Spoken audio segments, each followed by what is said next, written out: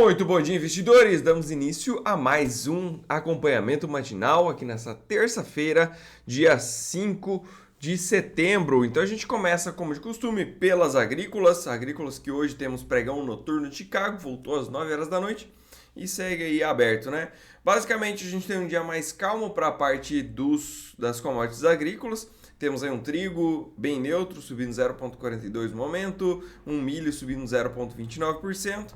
A soja caindo em detrimento do óleo de soja que cai no momento 0,38%, e o óleo de soja caindo 1,39%. Basicamente, óleo de palma caindo lá na Malásia, e isso acaba puxando aí o óleo de soja para baixo, tá? Então, menor consumo dos óleos naturais acaba aí puxando também o óleo da soja e, consequentemente, o grão, tá? Para a parte de energia hoje, a gente tem um petróleo a 0,33% de queda, cotado a $85. Lembrando que semana passada a gente falava aí de um petróleo a $80, né? E a gente tem hoje um minério cotado a 846 yuans a tonelada, caindo 0,59% após fortes altas nos pregões anteriores, né? Refletindo aí basicamente algumas questões com China, de estímulos. Agora o chinês ele é permitido a ter uma segunda casa, coisa que antes ele não podia, ele podia só ter uma. Ainda não é especulação, como diria lá o partido chinês, né? Falando que casas não são para especular, elas são para morar, mas agora pode ter mais uma. Então as pessoas podem comprar sim, como forma de investimento para repassá-la para frente, ou mesmo para se proteger da economia. Enfim, são várias formas aí. Isso acaba dando um otimismo para o setor de indústria lá também da China, né? Porque aquela velha questão, é o motor deles. Então, basicamente, a parte de construção civil é o motor da China. E esses estímulos aí de, não, agora você pode ter uma casa a mais, são bilhões de casas. Então, teoricamente, você tende a ter aí realmente um consumo das matérias-primas mais acelerado, né? Assim como os minérios, principalmente o minério de ferro, né? Fora isso, a China fez algumas concessões de linhas de créditos lá também, para tornar mais fácil a compra da primeira e da segunda casa, né? Primeira para quem ainda não tem. E isso também anima um pouco o mercado. Foi o que a gente viu mais ontem. Também teve aquela questão daquela incorporadora bem grande, a Country Garden, que conseguiu evitar novamente mais um default aí das suas dívidas, né?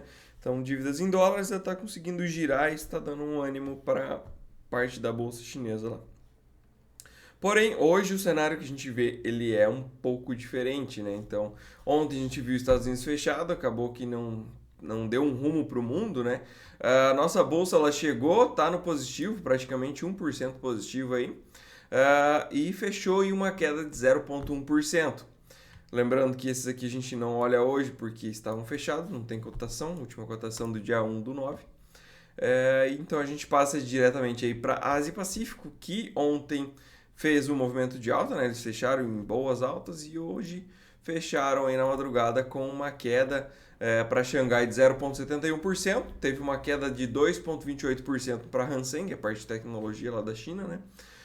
Aqui caiu, entregou praticamente tudo, né? Tudo que tinha subido entregou aqui. Na parte de Xangai pode ter sido apenas uma realização, né? Não acabou, que não entregou toda a alta que teve, mas é uma queda expressiva, né? Perto do que subiu. Japão subiu 0,27%, o único guerreiro aí na parte verde do mapa, né?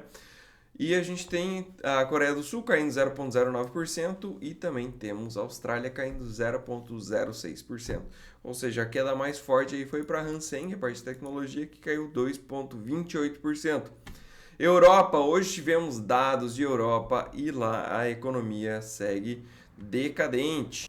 Os dados que a gente teve publicados hoje na madrugada trazem aí, como eu falei, né, realmente uma questão econômica, dados econômicos decadentes aí para a parte da Europa, né? A gente vê Itália, a gente vê França, a gente vê Alemanha, enfim, a zona do euro que também tudo dados ruins, né? Abaixo da expectativa, abaixo dos dados anteriores e dados também abaixo daquela linha de corte que a gente sempre comenta, que é o 50, né? Que abaixo dele indica aí uma contração da economia e acima dele uma expansão. Bem ruim para a parte da Europa, a Europa que subiu ontem, né? E hoje já vem devolvendo aí a parte dessas altas. Claro que não cai tanto hoje, tá mais neutro no mercado lá, mas em suma, esses dados ruins aí acabam colocando um pessimismo em cima das bolsas também. Então a gente vê um Eurostoxx caindo 0,13% e o destaque de queda vai para a França, caindo 0,32% no momento com seu índice CAC 40. Para a parte de futuros, a gente tem uma perspectiva de um S&P negativo, caindo 0,12%, Nasdaq também em queda de 0,24%. Será que esse vai ser o tom do dia? Aparentemente sim, temos bolsas mais pesadas, Ásia-Pacífico, Europa, e o dólar, por outro lado, mais forte contra as principais moedas do mundo, subindo 0,39%, e também um dólar mais forte contra países emergentes, subindo principalmente contra o dólar australiano. Então hoje, aparentemente, um dia aí de dólar para cima e bolsas para baixo. Porque na parte também de agenda, não temos nada assim que possa reverter o cenário atual, né? Pode ser que o mercado ele realmente se mantenha com uma leve queda e o dólar com um pouquinho mais alto, mas assim, para grandes movimentos a gente não tem dados muito expressivos para sair.